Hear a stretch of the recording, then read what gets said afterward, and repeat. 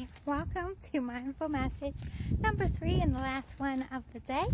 This one is how to market yourself. This is either as a social media platform or you in your business space, or if you are a literal brand. You're not bland, brand. I can speak. I'm sorry, I still work a 9 to 5 all day. By this time of day, my brain is just cooked. It's just cooked. Anyway, so first of all, no matter what kind of branding you're doing, whether you are a large scale or a small scale, the principle is the same.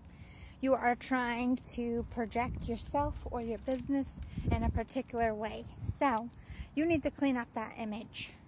You need to make sure, if this is a business, that nothing attached to your business is in your in your capability and research. As far as you know, every product is made within a certain moral compass. Like, you don't have child labor building any of your stuff. None of your stuff is coming from a country that would be controversial, or funding from people who may be controversial that will bite you or your company in the ass later. You want to distance yourself from anyone that is a threat to your brand, including previous employees, previous advertising. If you can get all of that taken down and really just start fresh. If you're a social media influencer, this would be the time where you either take down all your socials and put up that note like work in progress, we'll be back soon, and completely create a new look for yourself, a new page, a new sound, and just kind of like a grand opening, if you will, to the business that is yourself. And a lot of people do this, particularly like if you're in a big industry, and then I'll talk about average people as well. But if you're in a big industry and you're like a child actor, right around the time of 18, these switches happen.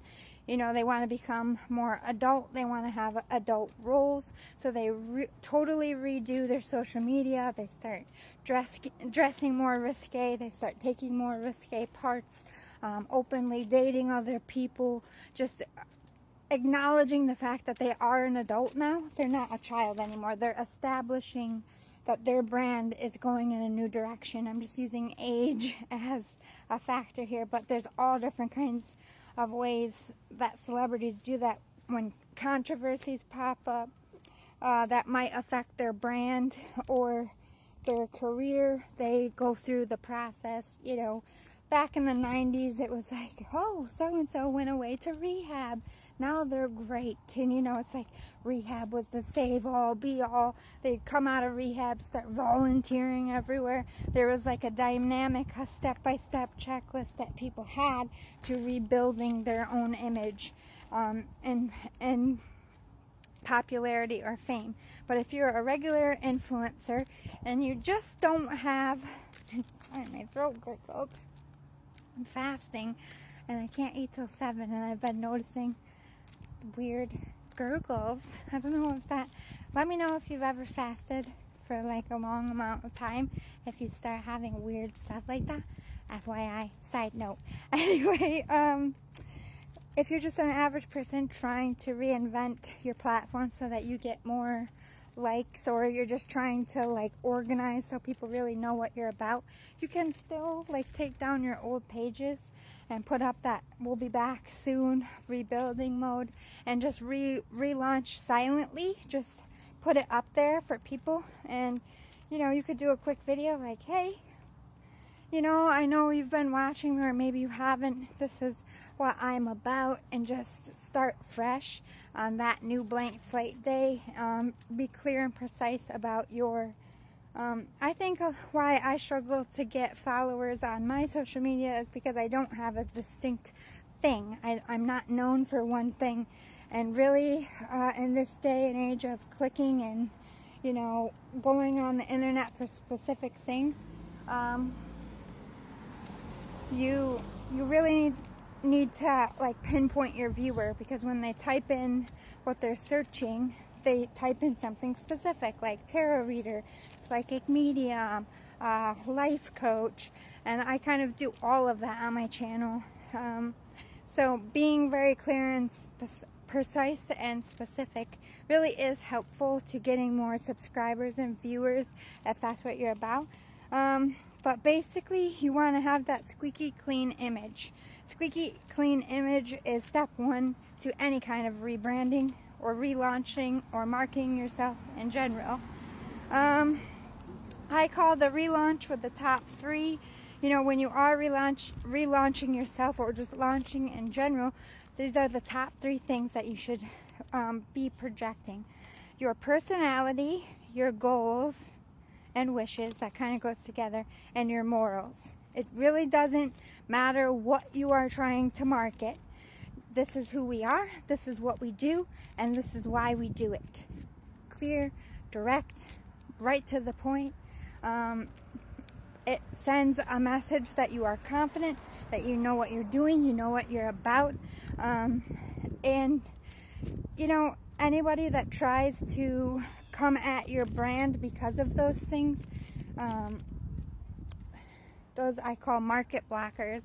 You know, people that are triggered by your key points, you're always going to have that. But for the most part, having those key points brings you in more customers, brings you in more views, because you are exuding confidence, especially in the business arena. All right, so take new risks, apply for new jobs if in the industry or field.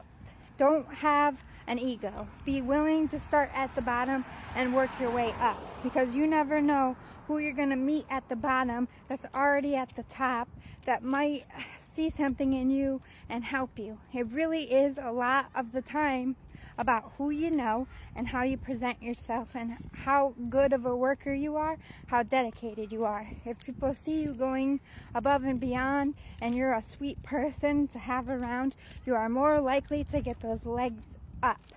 Put yourself in parties, introduce yourself. Hey, I'm so-and-so, let me give you a demo. You know, nobody likes doing that, but nobody ever becomes famous in anything or successful in anything without advertising, and that's including advertising yourself. Don't let that be beneath you. If you aren't going to push your own self out with fierce determination, how would you expect anybody else to do that? You got to be willing to get dirty for that success. Down and dirty, not like dirt. Don't be corrupted. Don't be those people, but you know what I mean.